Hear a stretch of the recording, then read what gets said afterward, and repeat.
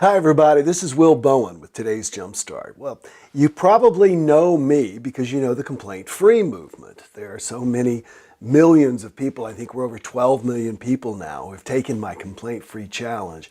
And part of the challenge is, of course, not complaining. Now, complaining is defined as to express grief, pain, or discontent. So doing your best not to express grief, pain, or discontent, or actually eradicating it for 21 consecutive days. But there's more to the challenge. And another part of the challenge is to not criticize anyone else. Now, the other day, someone pointed out to me that I was critical. And I was like, what do you mean I'm critical? I'm just giving you suggestions on how you might do things better. Can you relate to that? Take it in for a second. Can you relate? I'm just being helpful. I'm just giving you advice. It's going to make your life better. Well, when we get that from our parents or from other people, we take it as criticism, and so do other people. So I have set it as a goal to go 21 consecutive days without criticizing anyone. I'm actually on day 2. This is the first time I've made it to day 2 in several weeks, which is quite normal. I hope you'll take this challenge with me, just like with the complaint-free bracelet. Every time I catch myself criticizing someone, and we'll explain what that means in a second, I take it off one wrist, move it to the other wrist, and I'm back on day 1.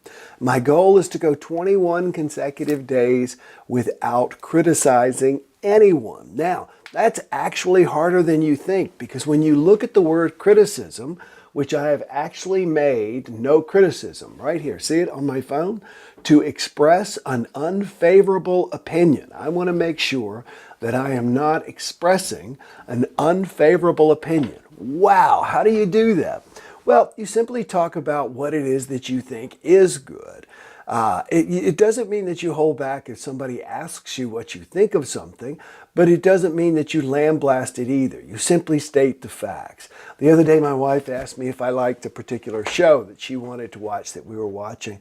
And I said, it's not my favorite. I said, I like this one that is one that both you and I enjoy. But the other one's not my favorite. I'm just stating facts. Now, one of the things that I've noticed as far as trying to not express an unfavorable opinion is that sometimes you'll want to tell somebody something, or somebody will be telling you a story, like telling you something they're planning to do, and you want to say, oh, that's a bad idea, you don't want to do that, but you don't want to come across as that helpful person. What I'm discovering is asking questions is a way of providing information and help without sounding like you're criticizing. In other words, when somebody says, I'm going to do this a certain way, and you wonder if that's the best way, you might ask, so you're going to do it this way? And not in any way like, you're not going to do it that way, but simply genuinely asking questions, saying, oh, and what do you think's going to happen with that? And you're not concerned about this? Do you see how you can ask questions? You don't want to beat somebody to death with them, but what I'm saying is you don't want to just go, well, that's a stupid idea, because if you do that, then this is going to happen, and this is why you shouldn't do that. So it's a much nicer way of communicating with people without criticizing. So I'm on day 2. How about you? Put your bracelet back on. If you don't have one, you know where to get one at complaintfreeworld.org. Be sure and leave your questions and comments below, and I'll respond. Enjoy today. We'll talk tomorrow. Bye-bye.